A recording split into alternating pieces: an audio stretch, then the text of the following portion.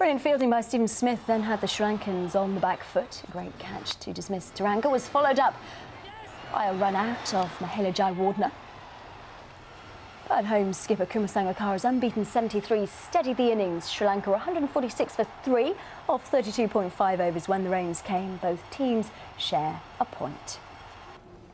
We understand how important this game was for the entire country, how eagerly everyone looked forward to it. And cricket lovers all over the world, it would have been a great game. So, you know, disappointing in that aspect. But also, as a side, 1 point, it's better than no points. Well, I think we were only one breakthrough away, but saying that, they had batted pretty well, and it would have been a difficult run chase considering the way the wicket was playing. So, yeah, I think it would have been a decent game of cricket. Sunday is a blockbuster day in Group B. It begins in Chennai, where South Africa play England. The South Africans have won both their games so far and look like one of the strongest teams in the tournament. In contrast, England have had an up-and-down World Cup. A creditable tie against India was followed by that shock defeat to Ireland. South Africa born batsman Kevin Pietersen should play, although he's to have a hernia operation after the tournament, meaning he'll miss the Indian Premier League. There's still opportunity for us to win this World Cup, and there's still opportunity for us to improve and react better to these conditions. We haven't done it so far. We need to do it pretty quickly.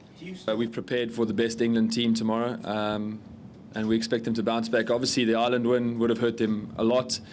It was terrific for, I think, the spirit of the World Cup to watch watch them get the victory. But you know, I think tomorrow will be a very, very different game. Co-hosts India face Ireland in Sunday's other Group B match. India started the tournament with a victory over Bangladesh and were then held by England in that dramatic draw. They'll have to be on their guard against giant killers Ireland, though. The Irish are high on confidence after that big win over England, thanks largely to Kevin O'Brien, who recorded the fastest century in World Cup history. Well, I think it was an unbelievable innings. You know, he batted really well right from the very start. You know, he went after the bowlers, and it was really impressive to see him change gears at the end, you know, because that's what was needed at that point of time. And as far as strategies is concerned, you know, every day it's different. So accordingly, you have to plan, you know, how a batsman is playing. I think we've seen the way the Bangladeshis were. In Bangladesh, they're pretty fanatical supporters, and I don't think India's going to be much different than that. I think it's going to be there'll be a few more in tomorrow night than what there was in Bangladesh as well. So it's a pretty special occasion, playing India in India, so it's going to be a big challenge for us, but we're looking forward to it. Well, despite Ireland continuing to prove they more than deserve their place in the World Cup, they could miss out in future if plans to limit the number of teams go ahead. The International Cricket Council is considering changing the format of the 2015 event, which could exclude the associate nations. I think it's the balance that we're trying to achieve between top-class competition, the opportunity for developing nations, and to have the 10 best teams at the World Cup. If we do agree on a robust qualification process, there's no reason why we should not still see it. Tennis now, and former winners Spain have reached the quarter-finals of the Davis Cup after their doubles victory over Belgium. 2-0 up after Friday's singles. Fernando Verdasco and Feliciano Lopez brushed aside the Belgian duo of Olivier Rochus and Steve Darcis. The Spaniards dominated the match, taking it in straight sets to give their team an unassailable 3-0 lead and stay on course for a 5th Davis Cup title. Well, Serbia edged 2-1 in front of India after success in the doubles. India took the first set, but the Serbian pair fought back to claim a 4-6, 6-3, 6-4, 7-6 win. And their place in the quarters against Sweden now rests on Sunday's reverse singles. Three-time Tour de France winner Alberto Contador could still face a court hearing over doping allegations despite winning an appeal last month. The Spaniard was banned for a year after testing positive for a banned anabolic agent during last year's race. The Spanish Cycling Federation overturned the decision, but the International Cycling Union is now deciding whether to appeal against the decision at the Court of Arbitration for Sport. They've got until the 24th of March to make that decision. And Lindsey Vonn has won the downhill World Cup title for a 4th time in a row. Anya Pearson comfortably claimed her first win of the season in Italy after a season dogged by knee problems. Well, Vonn was second behind the Swede, which was enough to ensure that she claims the title. The American now has an unassailable lead over Germany's Maria Reiche at the top of the downhill rankings with just the one race to go. And that's the sport for now. Thanks for your company here in Al Jazeera. I will be back with an update on all of our top stories in a moment, but now it's the weather with Everton Fox. Stay with us for that.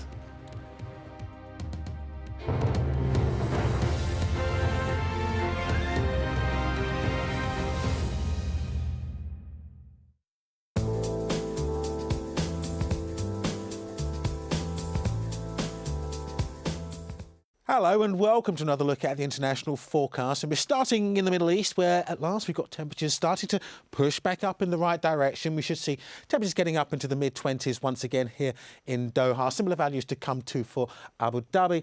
1 or 2 showers, a possibility just around the southern end of the Red Sea. But I think for most of us, it's going to be a case of hazy sunshine through Sunday and indeed into Monday. Those temperatures starting to edge a little further upwards as we go on through Monday. So 26, 27, certainly a possibility for us.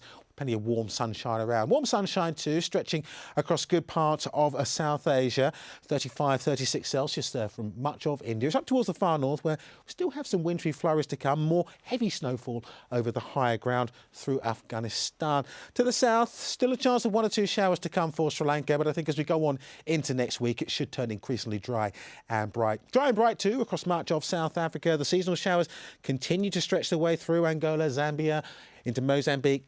Madagascar still seeing some very heavy rain over the next day or so. 23 Celsius there for Antananarivo. Heavy rain continues to cause flooding into a good part of the Amazon basin. More big downpours to come into northern parts of Bolivia and Peru.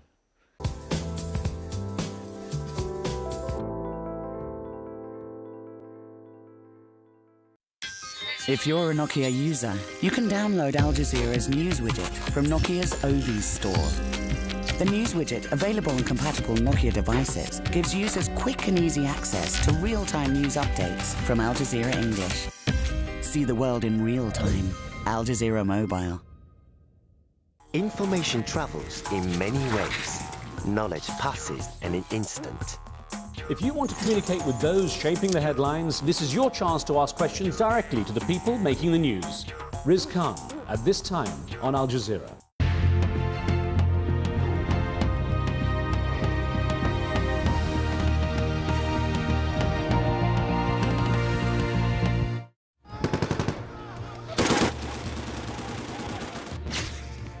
Libyan rebels lay claim to another critical oil hub and say they're on the move towards Gaddafi's hometown.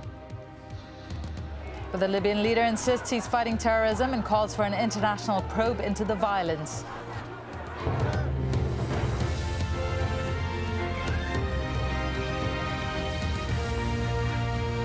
Hello and welcome. I'm Divi Gopalan. It's good to have you with us. You're watching Al Jazeera live from Doha.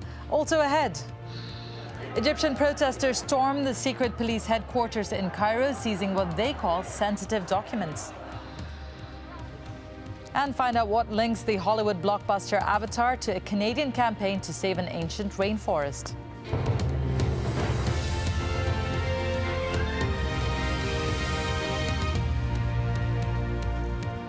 Well, it's just past 5 a.m. in Libya, where embattled